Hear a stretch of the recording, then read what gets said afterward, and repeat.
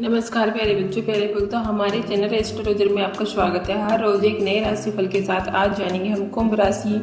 जानेंगे 1 मई से 31 मई 2024 आपके लिए मई का महीना कैसा रहेगा, क्या कुछ परिवर्तन होगा आपके जीवन में मई के महीने में। जानेंगे आपके करियर के तौर से, स्वास्थ्य के तौर से, पारिवारिक जीवन के तौर से, संतान के तौर से, प्रेम विवाह के तौर से, इन सभी पर आज हम बात करेंगे विस्तार से और अंत में हम आपको बताएंगे उपाय, इसीलिए वीडियो को अंत तक देखें। आइए जानते हैं आपके करियर के तौर से मई का महीना कैसा रहेगा कुंभ राशि वालों के लिए।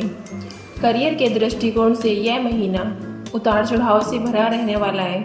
नौकरी करने वाले जातकों के लिए विशेष रूप से कुछ सावधानियां बरतने का भी समय है। दशम भाव के स्वामी मंगल महाराज राहु के साथ उपस्थित होकर मंगल राहु अंगरख दोष बनाएंगे। यह आपके द्वितीय भाव में स्थित होंगे, जिसके कारण आपको अपनी वाणी पर नियंत्रण रखना होगा। आपकी कहीं कुछ बातें कड़वी लग सकती है, कार्य क्षेत्र में आपकी स्थिति को भी बिगाड़ सकती हैं। ऐसी स्थिति से बचने के लिए कोशिश करें, नहीं तो आपको समस्याओं का सामना करना पड़ सकता है। 14 मई को सूर्य वृषभ राशि में आपके चतुर्थ भाव में प्रवेश करेंगे। वहां से आपके दशम भाव पर दृष्टि डालेंगे, जिससे आपके कार्य क्षेत्र में स्थितियां सुधरने लगेंगी। शुक्र भी 19 मई को चतुर्थ भाव से दशम भाव पर दृष्टि डालेंगे। यह दोनों ही ग्रह स्थितियां आपको नौकरी में अनुकूल परिस्थितियां प्रदान करने में मदद करेंगी। आपको अपने काम को और बेहतर बनाने के लिए निरंतर प्रयास करना होगा। व्यापार कर रहे जातकों के लिए यह महीने की शुरुआत अच्छी रहेगी।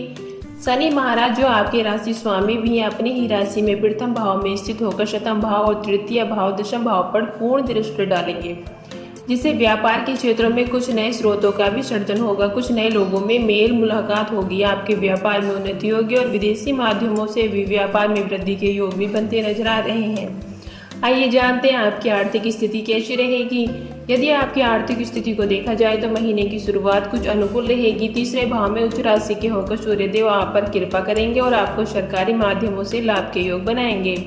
आपका साहस और पराक्रम उच्च स्तर पर होगा, जिससे व्यापार में भी अच्छा जोखिम लेकर आप अच्छी अर्थ लाभ की प्राप्ति भी कर सकते हैं। चतुर्थ भाव में स्थित देवगुरु बृहस्पति जो आपके द्वितीय और दशम भाव के भी स्वामी हैं, आपके अष्टक भाव, दशम भाव और द्विदशा भाव को पूर्ण दृष्टि से देखेंगे, जिससे कुछ अच्छे फल भी आपको प्राप्त होंगे। आइए जानते हैं आपका स्वास्थ्य कैसा रहेगा। यह महीना स्वास्थ्य के दृष्टिकोण से मिश्रित परिणाम देने वाला होगा। महीने की शुरुआत में राशि स्वामी अपनी ही राशि में रहकर स्वास्थ्य को मजबूत बनाएंगे। यदि आप एक अनुशासन युक्त जीवन व्यतीत करते हैं तो यकीन मानिए स्वास्थ्य समस्या आपके आसपास भी नहीं आएंगी। लेकिन दूसरे भाव में राहु मंगल बुध के साथ स्थित होने के कारण आपको नेत्रों में परेशानी, दांतों में दर्द या बालों को लेकर कोई समस्या का सामना भी करना पड़ सकता है। हालांकि महीने के अंत में यह सब स्थिति सुधर जाएगी। आइए जानते हैं प्रेम और वैवाहिक तौर से आपके लिए महीना कैसा रहेगा।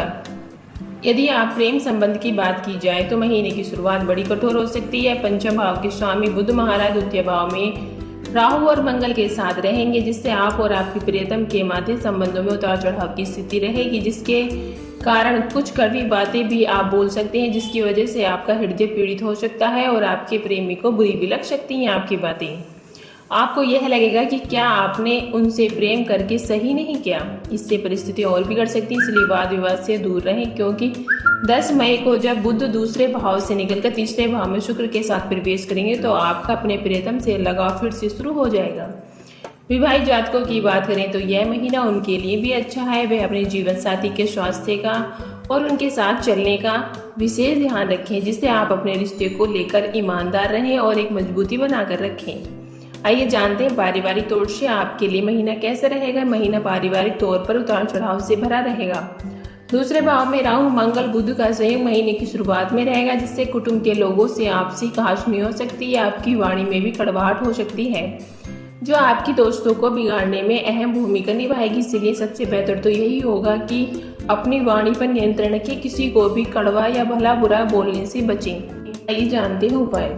आपको गुड़ और काले तिल के लड्डू मंगलवार के दिन बंदरों को खिलाने चाहिए। श्री राधा कृष्ण जी की नियमित उपासना करना आपके लिए अच्छी रहेगी।